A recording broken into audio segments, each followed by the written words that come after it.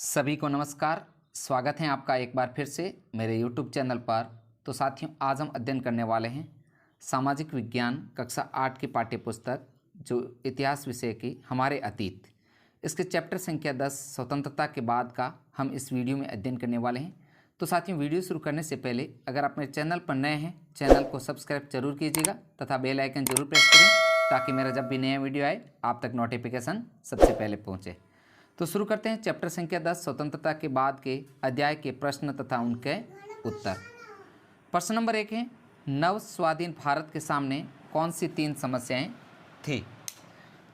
Answer है, नव स्वाधीन भारत के सामने निम्नलिखित 3 समस्याएं थी जिनका हम अध्ययन करते हैं। 1 नंबर समस्या देखते हैं कि शरणार्थियों की समस्या। बंटवारे की वजह से 80 लाख शरणार्थी पाकिस्तान से भारत आए। इन लोगों के लिए रहने का इंतजाम करना और उन्हें रोजगार प्रदान करना एक बहुत बड़ी समस्या थी। बहुत ही इंपॉर्टेंट क्वेश्चन है। नेक्स्ट है 2 नंबर समस्या, देसी रियासतों की समस्या। देश की में लगभग 5500 देसी रियासतें राजाओं और नवाबों के शासन में चल रही थी। इन सभी नए राष्ट्र में शामिल होने के लिए तैयार करना भी एक बहुत बड़ी समस्या थी। नेक्स्ट है 3 नंबर समस्या, एकता की समस्या। 1947 में भारत की 34.5 करोड़ की आबादी ऊंची और नीची जातियों में बंटी हुई थी। इतनी विविधता और भेदभाव वाले लोगों को एक राष्ट्र एक राज्य के रूप में संगठित करना एक बहुत बड़ी समस्या थी। तो इस प्रकार स्वाधीन भारत के सामने जो 3 प्रमुख समस्याएं थी इनका हमने अध्ययन किया। शरणार्थियों की समस्या, देसी रियासतों की समस्या तथा एकता की समस्या। साथियों, ये क्वेश्चन बहुत ही इंपॉर्टेंट है परीक्षा की दृष्टि से। नेक्स्ट पढ़ते हैं 2 नंबर क्वेश्चन, योजना आयोग की क्या भूमिका थी। तो उत्तर है, योजना आयोग 1950 में भारत सरकार ने आर्थिक विकास के लिए नीतियां बनाने हेतु उनको लागू करने के लिए एक योजना आयोग का गठन किया। तो योजना आयोग का गठन 1950 में हुआ था। योजना आयोग ने 1951 से 1956 तक के लिए पहली पंचवर्षीय योजना लागू की। योजना आयोग का मुख्य उद्देश्य भारत और भारतीयों को गरीबी से मुक्त कराना, आधुनिक तकनीकी और औद्योगिक आधार पर नियमित करना था। तो इस प्रकार 2 नंबर क्वेश्चन योजना आयोग की भूमिका हमने किया। नेक्स्ट है 3rd नंबर क्वेश्चन, रिक्त स्थान भरें। तो यहाँ पर क है, केंद्रीय सूची में विदेशी मामले गए थे। तो कराधान, रक्षा और विदेशी मामले, ये 3 आपको इस रिक्त स्थान में भरना है। कराधान, रक्षा और विदेशी मामले गए थे। नेक्स्ट है ख, समवर्ती सूची में वन और कृषि विषय रखे गए थे। तो यहाँ पर वन और कृषि आपको रिक्त स्थान में भरना है। नेक्स्ट है ग, वह आर्थिक योजना जिसमें सरकारी और निजी दोनों क्षेत्रों के विकास में भूमिका दी गई थी उसे मिश्रित अर्थव्यवस्था मॉडल कहा जाता था। तो यहाँ पर मिश्रित अर्थव्यवस्था आपको करना है।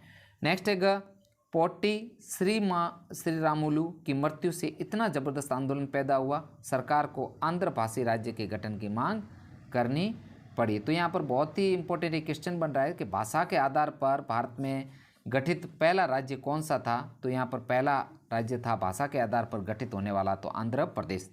तो इस प्रकार यहाँ पर आपको रिक्त स्थान में भरना है पोट्टी श्री रामुलु। नेक्स्ट है 4 नंबर, सही या गलत बताएं।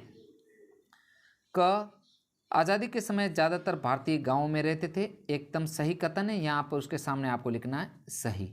नेक्स्ट है ख, संविधान सभा कांग्रेस पार्टी के सदस्यों से मिलकर बनी थी। यह कथन गलत थे। नेक्स्ट है, यहाँ पर आपको गलत लिखना है। नेक्स्ट है ग, पहले राष्ट्रीय चुनाव में केवल पुरुषों को ही वोट डालने का अधिकार दिया गया था। तो यह कथन भी गलत था। नेक्स्ट है ग, दूसरी पंचवर्षीय योजना में भारी उद्योगों के विकास पर जोर दिया गया था। तो एकदम सही है, यहाँ पर भी आपको सही लिखना है। तो इस प्रकार 4 नंबर क्वेश्चन कंप्लीट होता है। नेक्स्ट है 5 नंबर क्वेश्चन, राजनीति में हमारे पास समानता होगी और सामाजिक व आर्थिक जीवन में हम असमानता की राह पर चलेंगे, कहने के पीछे डॉक्टर अम्बेडकर का क्या आशय था। तो यहाँ पर उत्तर देखते हैं। भारत के संविधान निर्माण करने में सबसे महत्वपूर्ण योगदान डॉक्टर BR अम्बेडकर का था, जो संविधान सभा के प्रारूप समिति के अध्यक्ष थे। बहुत ही इंपॉर्टेंट शब्द है, संविधान सभा के प्रारूप समिति के अध्यक्ष डॉक्टर भीमराव अम्बेडकर, जिनके नेतृत्व में दस्तावेज को अंतिम रूप दिया गया। संविधान सभा के समक्ष अपने अंतिम भाषण में डॉक्टर अम्बेडकर ने कहा था कि राजनीतिक लोकतंत्र के साथ साथ आर्थिक और सामाजिक लोकतंत्र भी आवश्यक है। यदि लोगों को वोट डालने का अधिकार दे दिया जाता है तो इससे अमीर गरीब या ऊंची और नीची जातियों का अंतर अपने आप समाप्त नहीं हो पाएगा। उपरोक्त कथन से उनका आशय था कि हमें सार्वभौमिक वयस्क मताधिकार के द्वारा राजनीतिक स्वतंत्रता तो प्राप्त कर ली है, लेकिन जब तक सामाजिक आर्थिक क्षेत्रों में अवसरों की समानता प्राप्त नहीं होगी तब तक गरीब लोगों के लिए राजनीतिक समानता का कोई लाभ नहीं होगा। नेक्स्ट है 6 नंबर क्वेश्चन, स्वतंत्रता के बाद देश को भाषा के आधार पर राज्यों में बांटने के प्रति हिचकिचाहट क्यों थी? तो बहुत ही अच्छा और इम्पोर्टेंट क्वेश्चन है।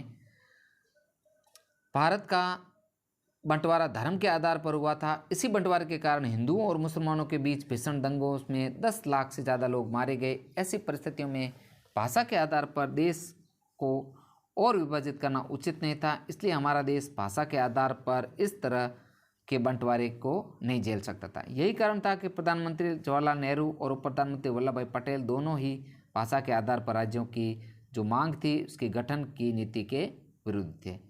नेक्स्ट है साथियों 7 नंबर क्वेश्चन, एक कारण बताइए कि आज़ादी के बाद भी भारत में अंग्रेजी क्यों जारी रही?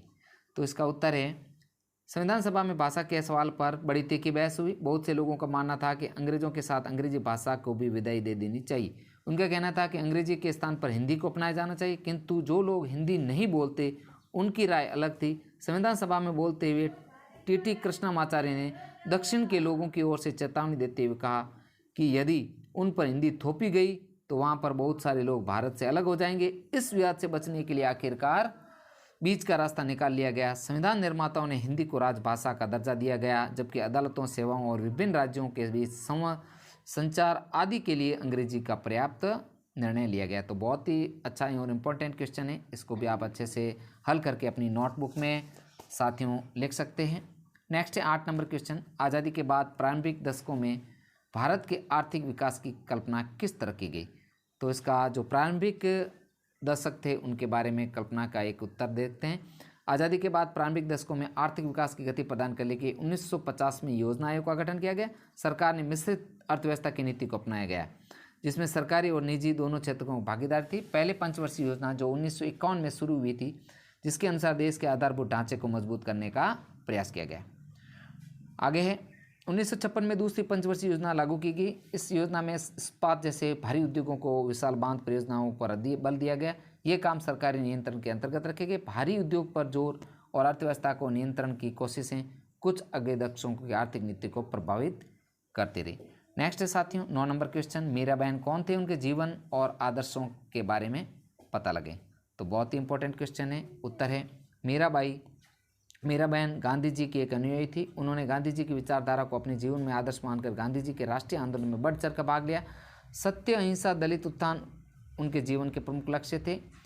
वे एक महान पर्यावरणविद भी थी। स्वतंत्रता प्राप्ति के पश्चात विकास की गति को तेज करने के लिए प्रधानमंत्री नेहरू ने विज्ञान और मशीनरी का सहारा लेने के लिए तीव्र उत्सुकता दिखाई। मीराबहन ने 1949 में यह कहकर अपनी चिंता की अभिव्यक्ति की कि विज्ञान और मशीनरी के द्वारा उसे यानी कि मानवता को कुछ समय तक भारी लाभ हो सकता है, लेकिन कार आखिर हमें तबाही मिलेगी। हमें कुदरत के संतुलन का अध्ययन करके उनके नियमों के हिसाब से अपनी ज़िंदगी चलानी चाहिए, तभी हम स्वस्थ और नैतिक रूप से सभ्य प्रजाति के रूप में जीवित रह पाएंगे। नेक्स्ट है साथियों 10 नंबर क्वेश्चन, पाकिस्तान में भाषा के आधार पर हुए विवादों के बारे में यह पता लगाएं जिनकी वजह से बांग्लादेश का जन्म हुआ। बांग्लादेश को पाकिस्तान से आज़ादी कैसे मिली? तो यह भी बहुत ही इंपॉर्टेंट क्वेश्चन है। उत्तर देखते हैं। 1947 में जब देश की आज़ादी मिली तो देश का विभाजन 3 भागों में हो गया था। ये 3 भाग थे, भारत, पश्चिमी पाकिस्तान और पूर्वी पाकिस्तान। पाकिस्तान में भाषा के आधार पर उन विवादों के बारे में पता लगाए और जिनकी वजह से बांग्लादेश का जन्म हुआ। तो इसके जो बांग्लादेश का जन्म कैसे हुआ, बांग्लादेश को कैसे आज़ादी मिली, पाकिस्तान से कैसे आज़ादी मिली, इसके बारे में जो इसका आंसर देखते हैं पॉइंटों के माध्यम से। 1947 में पाकिस्तान 2 भागों में था। एक भाग भारत के पश्चिम में, दूसरा भाग भारत के पूर्व में था। दोनों भागों का भौगोलिक, सांस्कृतिक और भाषाई आधार अलग था। 1948 में पाकिस्तान सरकार द्वारा उर्दू को राष्ट्रभाषा के रूप में स्वीकार करने के कारण पूरी पाकिस्तान के बंगाली बोलने वालों ने इसका विरोध किया। भाषाई विभेद के अतिरिक्त राजनीतिक और आर्थिक उपेक्षा के कारण पश्चिम पाकिस्तान के विरुद्ध पूरी पाकिस्तान में व्यापक विद्रोह हुआ। 1971 में पूरी पाकिस्तान ने स्वतंत्रता के लिए पश्चिम पाकिस्तान के विरुद्ध युद्ध की घोषणा कर दी और भारतीय सैनिकों की सहायता से 16 दिसंबर 1971 को पूरी पाकिस्तान की जीत हुई तथा बांग्लादेश का जन्म हुआ। फरवरी 1974 को पाकिस्तान ने भी बांग्लादेश को स्वतंत्र देश के रूप में मान्यता दे दी। तो साथियों, इस प्रकार हमने इस वीडियो के तहत अध्याय 10 जो स्वतंत्रता के बाद इसका हमने इस पाठ के प्रश्न तथा उनके उत्तरों का अध्ययन किया। साथियों, वीडियो कैसा लगा? वीडियो अगर अच्छा लगे तो वीडियो को लाइक तथा शेयर ज़रूर कीजिए तथा आपको मेरे चैनल की प्लेलिस्ट में कक्षा 8 सामाजिक विज्ञान के संपूर्ण वीडियो आपको मिल जाएंगे प्रश्नोत्तर के, तो उनका भी आप एक साथ एक जगह पर अध्ययन कर सकते हैं। मिलते हैं एक नए अगले पाठ के साथ। वीडियो देखने के लिए आपका दिल से धन्यवाद।